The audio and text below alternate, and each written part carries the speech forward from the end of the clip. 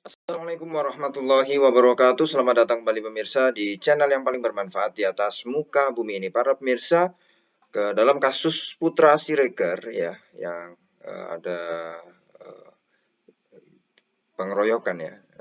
Ini ada sosok Chandrika Cika yang nanti ada berita yang mengatakan ya, ketika Putra Siregar ditetapkan sebagai tersangka kasus pengeroyokan, ada juga aktor Rico Valentino juga ikut ditahan.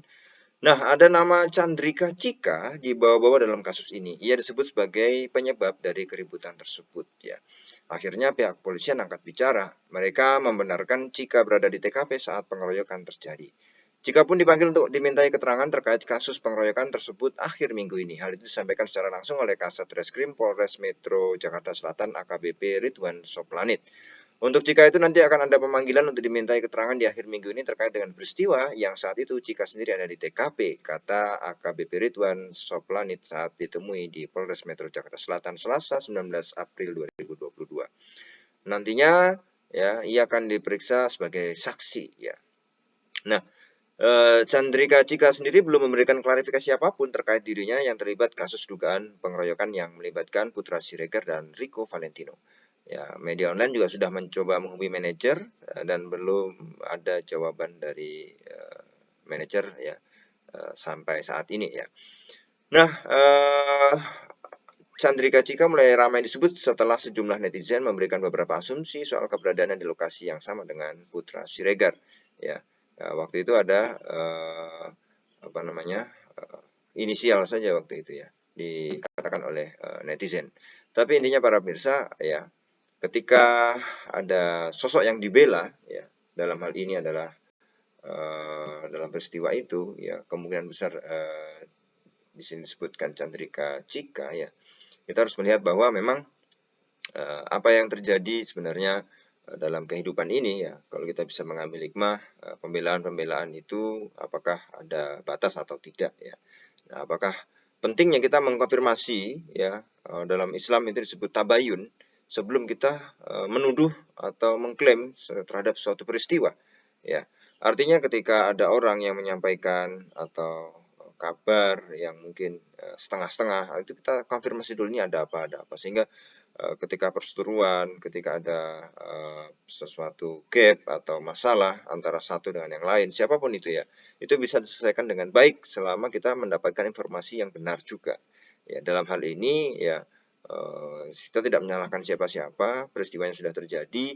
Tapi intinya para pemirsa ya, kita sebagai umat Islam harus mengklarifikasi dulu berita yang kita dapatkan. Jadi misalnya ada seseorang bawa berita, kemudian kita langsung menuduh orang yang dilaporkan atau yang disebut dalam berita tersebut begini, mungkin orang tersinggung dan lain sebagainya. Tapi intinya ya kita harus terus ya bertanya ya, artinya mengklarifikasi benarkah seperti ini ya. Mengklarifikasi kalau dalam ilmu jurnalistik ya cover both side gitu ya. Jadi dari dua sisi gitu. Ya ini penting dalam kaidah jurnalistik ya. Dalam Islam pun kita melihat ada namanya konsep tabayun atau klarifikasi, verifikasi apakah benar berita seperti ini dari dua pihak ya, dari dua pihak ya, sehingga peristiwa-peristiwa semacam gesekan, menuduh orang lain, termasuk perkelahian. Ya, ini kita betul-betul di bulan puasa ini ya kita berlatih bagaimana untuk menahan emosi, berlatih bagaimana untuk tidak mudah menuduh orang lain, berlatih bagaimana untuk apa ya syahwat kita, hawa nafsu kita itu kita kendalikan, yang mana itu bisa merugikan kita, merugikan keluarga kita dan merugikan masyarakat gitu.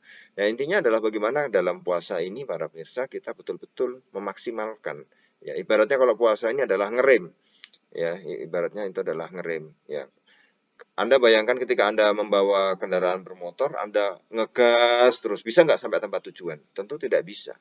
Ya, ini hidup adalah tentang bagaimana kita bermain gas dan rem, saatnya ngegas kapan, saatnya ngerem kapan.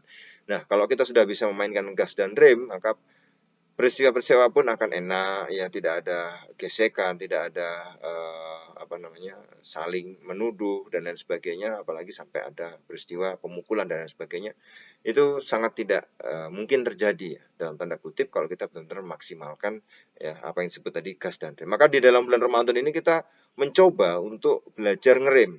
Ya, artinya kita menahan emosi, menahan hawa nafsu, menahan syahwat, menahan apapun yang itu kemudian bisa menjerumuskan kita dalam perbuatan-perbuatan yang tidak baik, menjerumuskan kita dalam perbuatan-perbuatan buruk yang bisa merugikan diri sendiri, keluarga, orang lain, dan lain sebagainya. Di sini pentingnya para pemirsa ya, tadi tabayun, yang kemudian yang kedua adalah menahan hawa nafsu, menahan emosi dengan latihan berupa puasa di siang hari itu.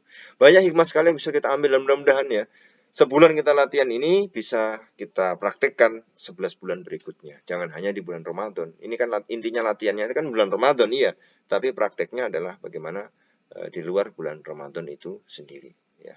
Baik, itu mungkin bisa menjadi hikmah untuk kita semua dari balik peristiwa. Terima kasih para pemirsa, kita akan ketemu lagi di video selanjutnya. Wassalamualaikum warahmatullahi wabarakatuh.